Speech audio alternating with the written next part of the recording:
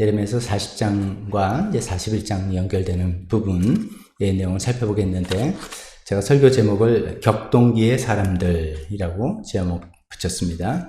격동기의 사람들 하면서 그 중에서 오늘은 그달리아 총독에 관해서 생각해 보려고 합니다.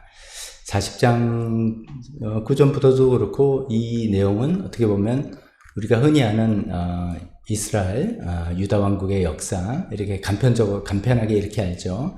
북이스라엘은 아스리아에게 먼저 멸망하고, 남쪽 유다 왕국은 바벨론에게 멸망하고, 그 다음에 이제 포로로 끌려와서 70년 지난 다음에 다시 이제 포로에서 돌아와서 성전과 성벽을 재건하게 됐다. 뭐 이제 이렇게 간단하게 알고 있는데, 그런 사건들이 그 당시에 이제 국제 정치적으로 어떤 맥락에 있는 것인가, 또 그런 것이 그냥 즉 그러니까 국제 정세하고 별개로 어떤 독립적인 사건이 아닌 것이죠. 그리고 또 그다음에 그 이제 나라가 멸망했다라고 해서 그냥 딱 상황이 종료되는 이례적인 그런 상황도 아니기 때문에 그런 것들을 좀 살펴보려고 합니다. 먼저 이제 그 중근동이라고 하는 그 지역을 생각해 보면, 이전에 이제 아시리아가 큰 이제 패권을 갖고 있는 나라였습니다. 아시리아하고 그 남쪽에 이집트하고 이제 서로 패권 경쟁을 하다가, 그러면서 이제 북이스라엘을 멸망시키기도 하고 그랬었죠. 그러다가 이제 어느 때부터는 이제 지금 이라크 쪽에 있는 지역에서 바벨로니아 제국이 새로 일어나기 시작했습니다. 그래서 결국 이제 바벨로니아 제국은 이제 신흥 강국으로 부상하면서 결국은 이제 아시리아도 멸망시키고, 그 바벨론과 이집트의 어떤 대결 구도, 이렇게 이제 재편이 되는 그런 전환기라고 우리가 볼 수가 있겠습니다.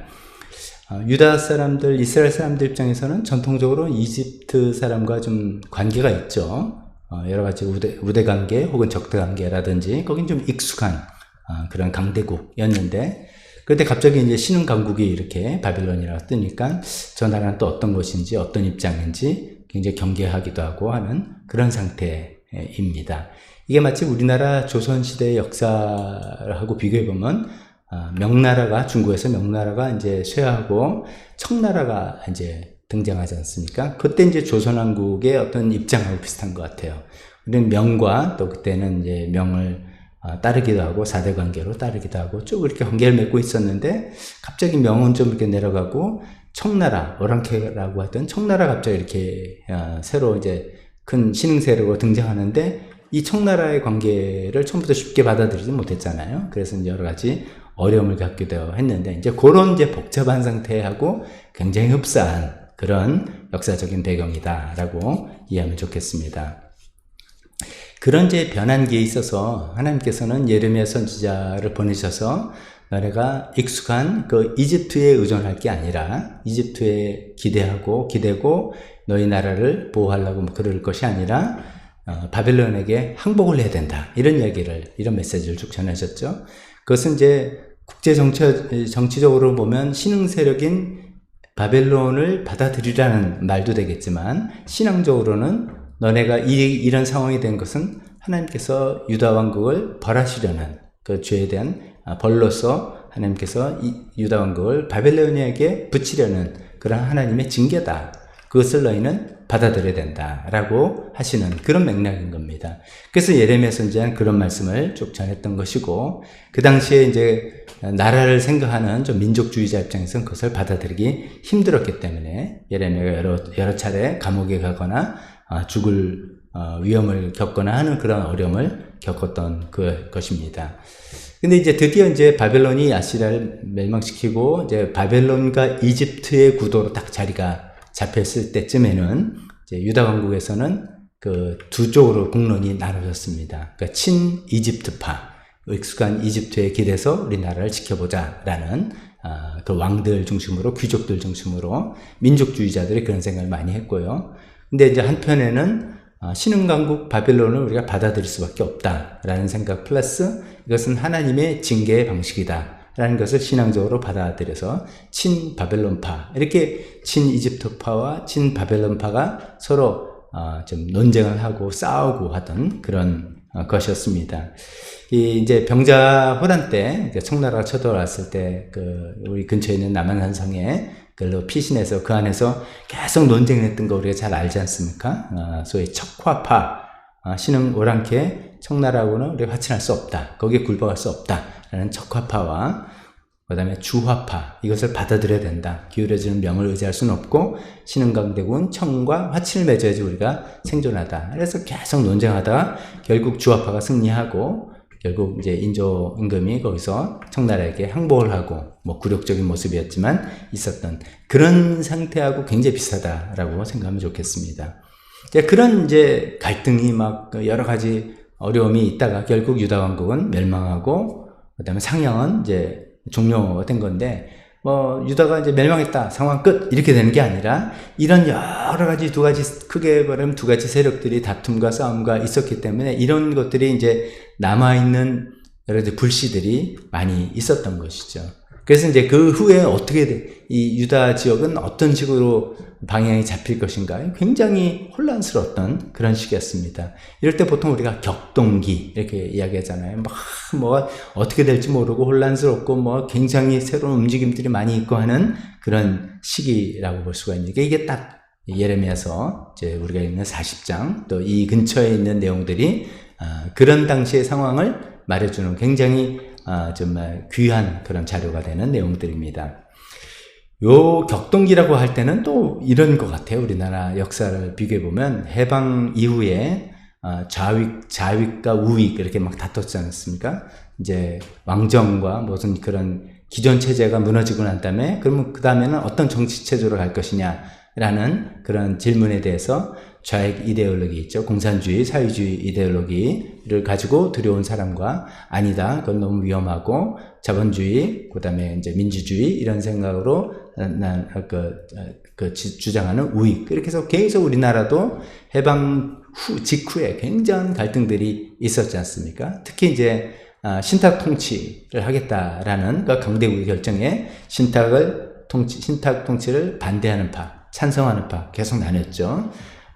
반대는 이제 우익에서는 그것을 반대하고 우리 자주 독립해야 되는데 이게 무슨 소리냐 해서 반대를 했는데 저는 좌익에서는 반대하다가 가만히 생각해보니까 그게 더 유리하다 생각해서 이제 좌익은 오히려 찬성으로 나가서 그 신탁 가지고 뭐 신탁 통치 가지고 얼마나 나라가 또 혼란스럽고 분열됐었는지 모릅니다. 그러다가 이제 결국 또 김구 선생이 암살당하기도 하고 그런 격동기라고도 비슷하게 생각해도 되겠습니다.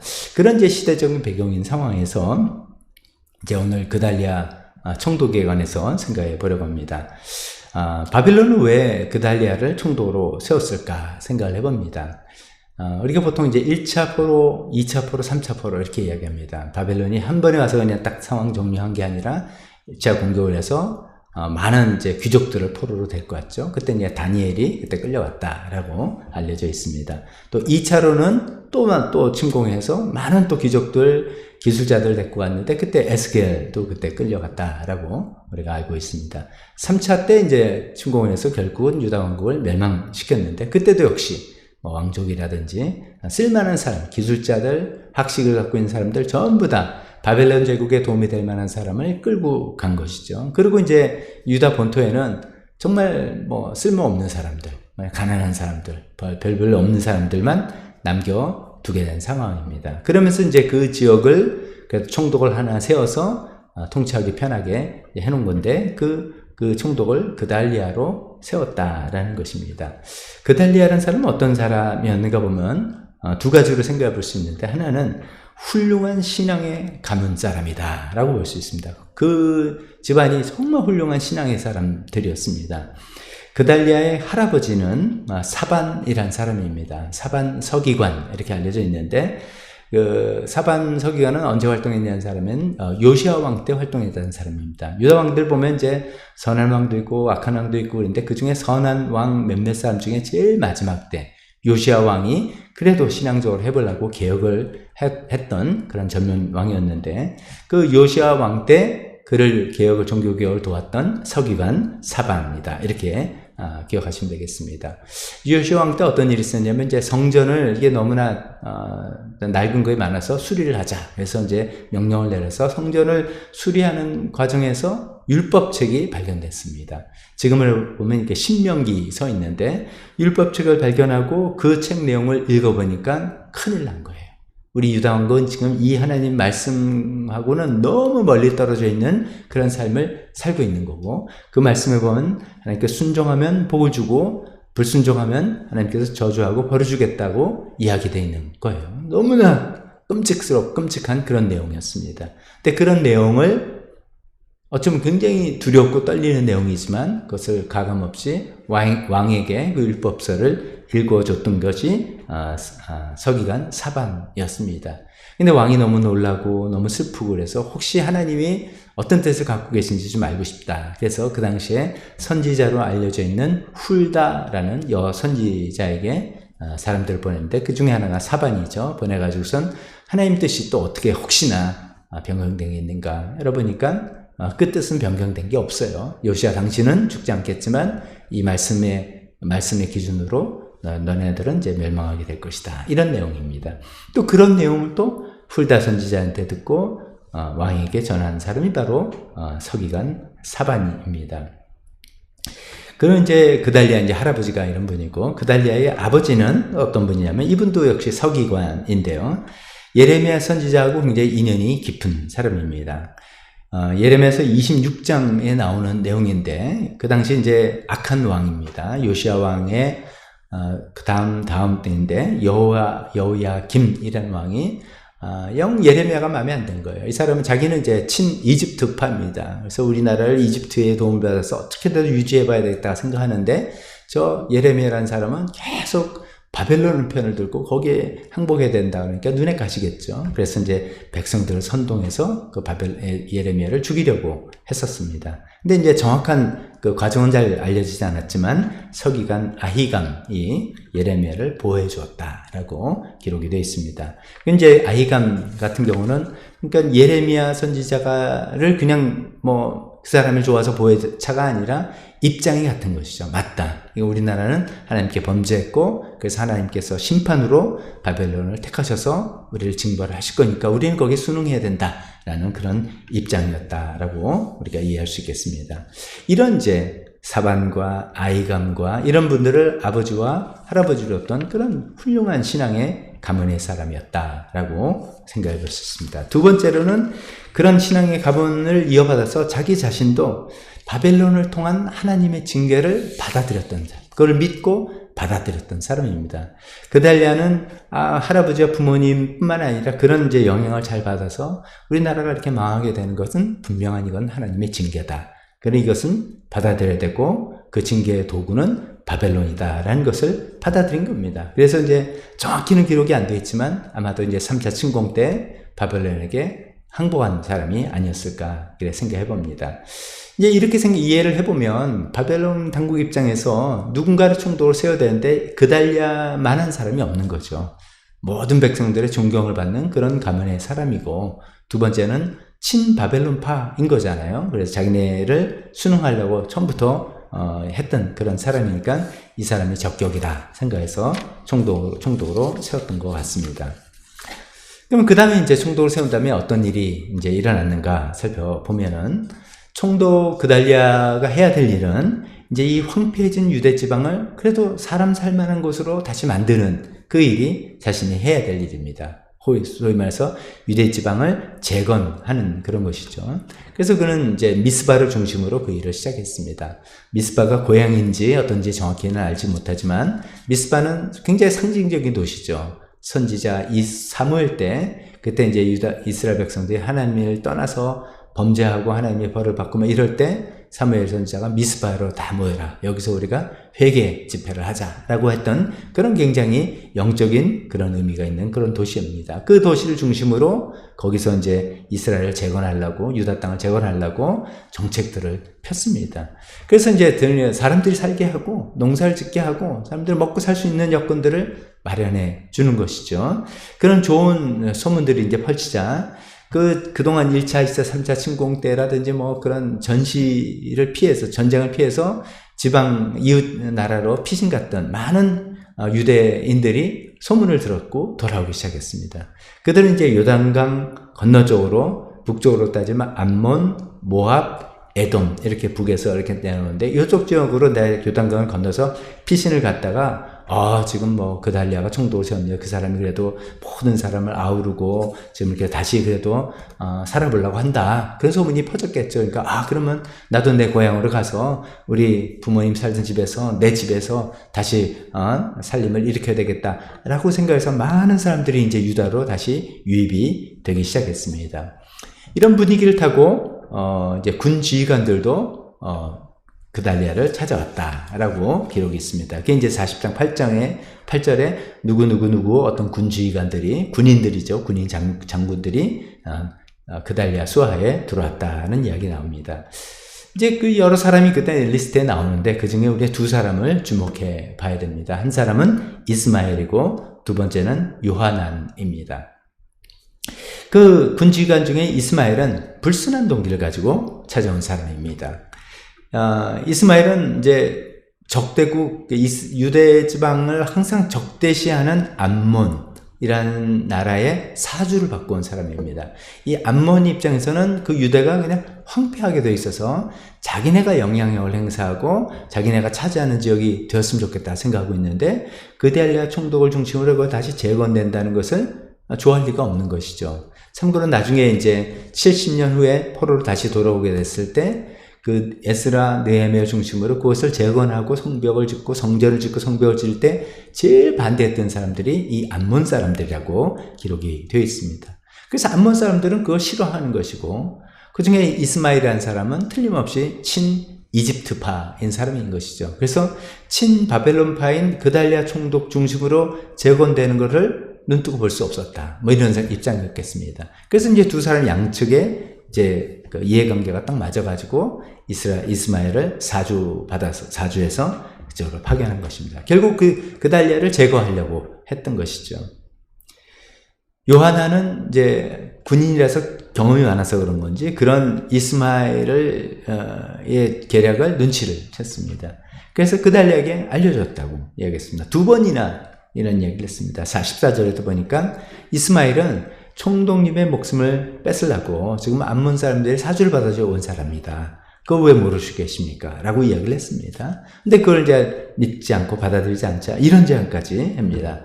총독님이 손대기 싫으면 제가 나서서 하겠습니다. 아무도 모르게 제가 그 이스마엘을 제거하겠습니다. 라고까지 선뜻 제안을 했던 사람입니다.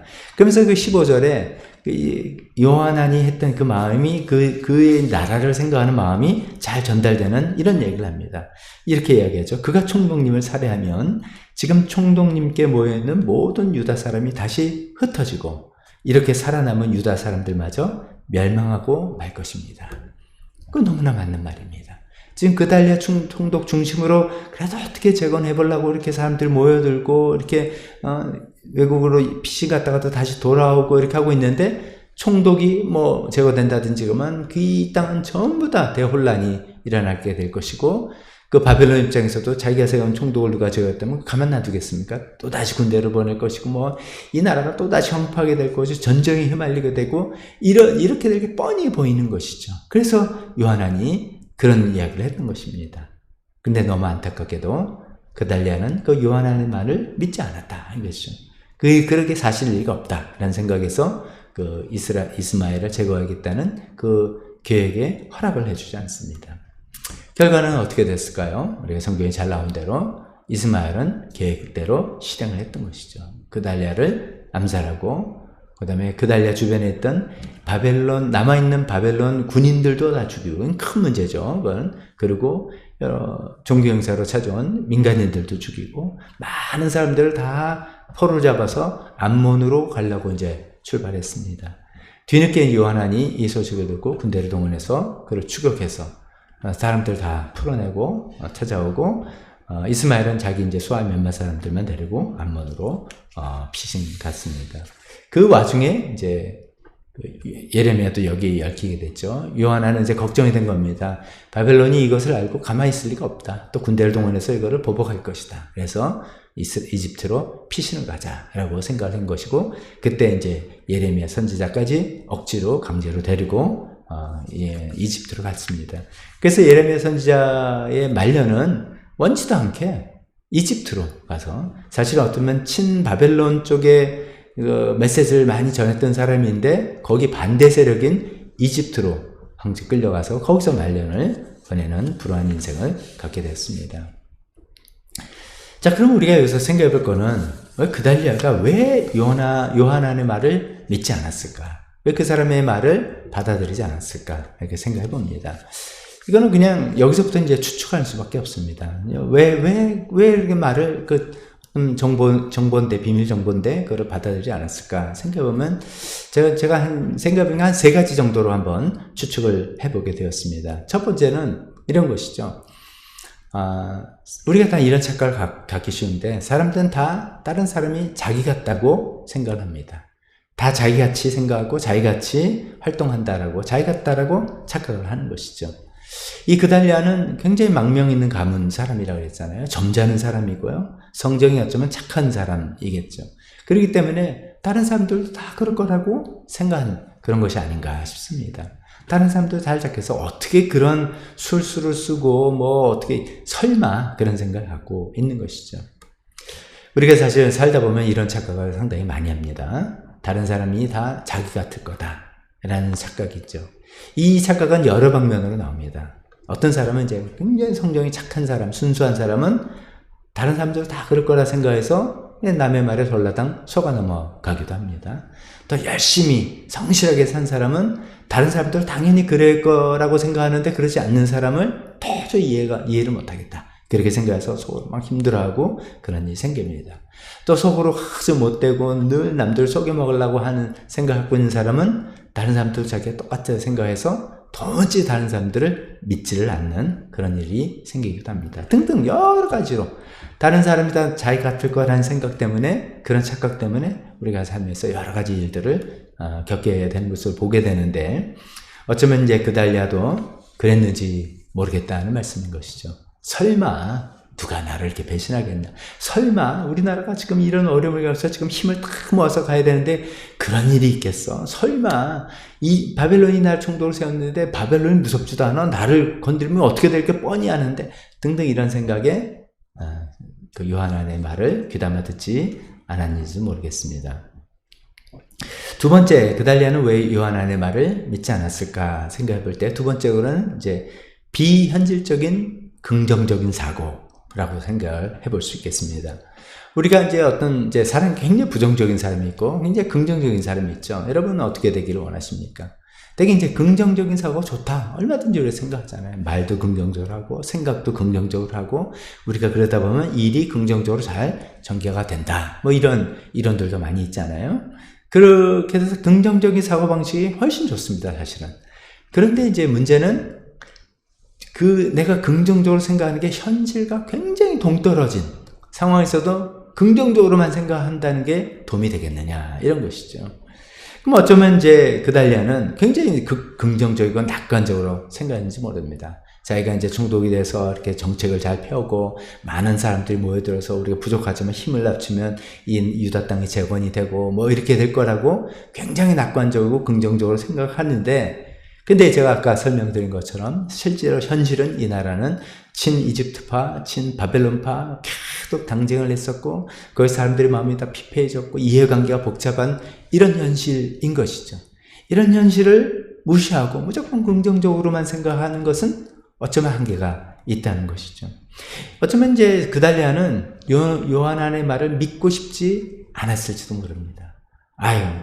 그럴 리 없고 그럴 수도 없고 그래서도 안 되고 등등 이런 생각에 엄연히 존재하는 현실을 그냥 눈 감고 그냥 괜찮을 거야, 잘 될 거야 라고만 생각하다가 이런 일을 겪었는지도 모르겠습니다. 세 번째, 또 하나 추측적으로 왜 그달리아가 요하난의 말을 믿지 않았을까 생각해보면 좀 지나친 신뢰, 이런 것이 아닌가 또 생각해봅니다. 내수하에 온 사람은 나는 끝까지 믿어주는 사람이야. 나는 그런 타입이야. 나는 그런 리더십이야. 이런 생각이 있잖아요. 또 이것도 이제 말이 되기도 해요. 사실은 이제 이런 혼란기에 조금이라도 의심스럽다고 해서 제거해버리고, 너 조금 마음에 안 든다고 잘라버리고, 뭐 이렇게 하면은 누가 옆에 남아있겠습니까? 한 사람이라도 아쉬운 그런 때잖아요. 이럴 때는. 그러니까 찾아온 사람 의심하지 않고 그냥 다 믿어주고 품어주고 받아줘야지만 되지 않느냐.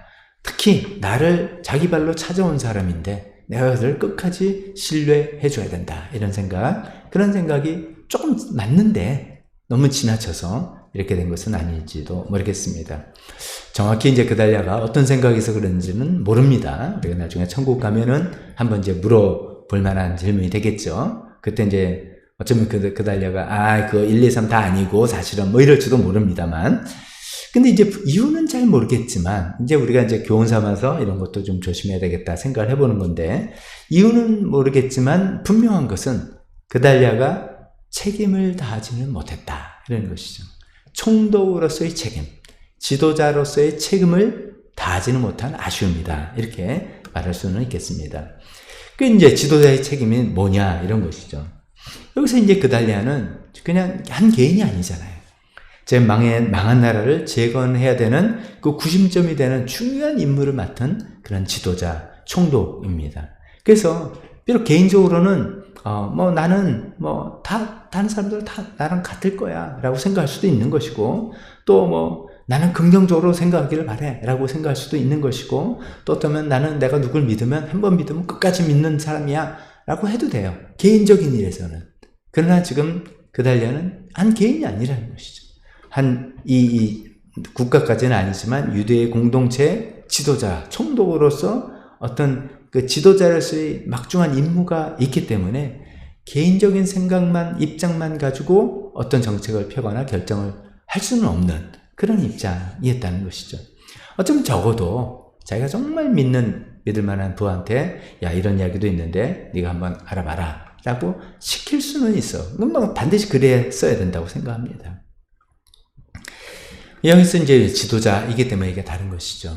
난 지도자 아닌데 이렇게 생각하지 마시고, 지도자라는 것은 다른 사람에게 영향력을 행사하는 사람을 지도자라고 우리가 일반적으로 말하지 않습니까? 우리는 다 그런 면에서 영향을 행사하죠. 가정에서 우리 목장의 지도자고, 교회 지도자고, 또 내가 속한 어떤 사람들 그룹의 지도자고, 그런 역할을 하고 있지 않습니까?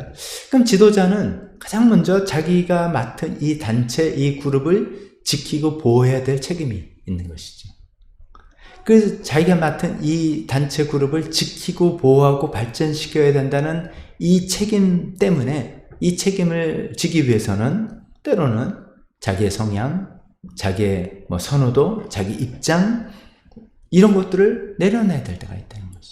자기는 그런 성향이라 할지라도 내가 지도하는, 내가 이끄는 어떤 단체를 위해서라면 내가 그거를 주장하고 고집할 수는 없겠다라고 생각하는 경우가 많이 있을 수 있다는 거죠.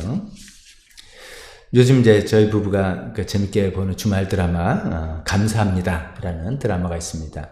처음에 이제 감사합니다. 이거 너무 재밌다 그래서 감사합니다. 땡큐 감사인가 했더니 그런 감사가 아니라 감사실장 감사한 것이죠. 거기 나온 이제 주인공이 이런 거죠. 회사의 이익을 위해서 그러면서 감사팀장으로서 모든 사람을 의심해 본다. 나는 감사실장으로서 모든 사람을 의심해 봅니다. 라는 그런 이야기가 나오더라고요. 그건 참 감사실장이란 지도자에서 마땅히 해야 될 그런 책임이라고 생각해 봅니다. 그런 입장에서 내 성향, 내 타입, 내 편리함 이런 게 아니라 지도자이기 때문에 내가 지키고 보호하고 발전시켜야 되는 나의 단체, 나의 그룹을 위한 결정, 그런 판단, 그런 것을 먼저 했어야 되지 않겠느냐 하는 거죠. 그달랴가 여기 이런 면에서 조금 부족하지 않았나, 실수를 하지 않았나 생각해 봅니다. 연장선에서 이렇게 생각해 보는 거죠. 지도자의 책임 중에 가장 중요한 책임, 가장 기본적인 책임은 자기의 신변을 보호하는 겁니다. 자기의 신변을. 아무리 정책을 잘 세우고 아무리 훌륭한 지도자는 뭐합니까? 그냥 죽으면 끝이죠. 그럼 아파서 병상에 누워있으면 끝입니다. 그래서 가장 기본 중에 기본은 자기의 신변, 자기의 건강을 잘 지키고 유지하고 보호하는 게 기본 중에 책임의 기본 중에 기본이죠. 여기 그달랴는 자기 신변에 위협이 있다는, 어떤 정책의 문제가 아니라 신변에 위협이 있다는 그런 제보를 듣고도 그걸 그냥 어떤 이유든지 그를 무시했다는 것은 그 책임을 다하지 못했다라고 우리가 볼 수가 있습니다. 그래서 우리가 또 지도자라면 자기 건강관리, 영성관리, 체력관리 이런 걸 잘하는 것이 기본 중에 기본이라고도 볼 수가 있겠습니다. 그런 기본, 그런 책임, 또 자기의 선호도, 자기 입장보다는 자기가 이끄는 단체와 그룹을 위한 그런 결정, 그런 책임 이런 것들에 있어서 좀 부족했기 때문에 큰 실수를 저질렀고 그달려 자기 자신은 좀 비극적으로 죽음을 당하게 됐고 자기만이 아니죠. 그 유대족은 다시 대혼란에 빠지게 되고 유대 사람들은 결국 하나님 뜻을 저버리고 이집트로 피신 갈 수밖에 없게 되고 예레미야는 거기에 덩달아 끌려가서 거기서 말년을 보내 많은 사람들에게 피해를 주는 그런 잘못된 결정을 내리게 됐다라고 볼 수가 있겠습니다.